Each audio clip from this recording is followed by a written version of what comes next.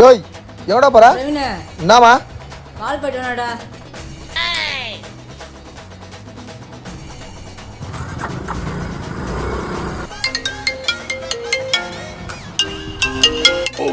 Hello சொல்றா.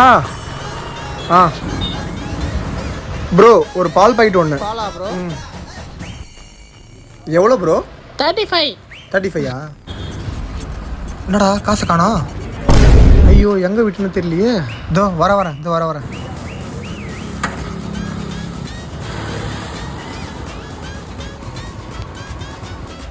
இருக்குதா இல்லைன்னு கூட தெரியலையே. எப்படி பார்க்கலாம். இதுவும் இருக்கு.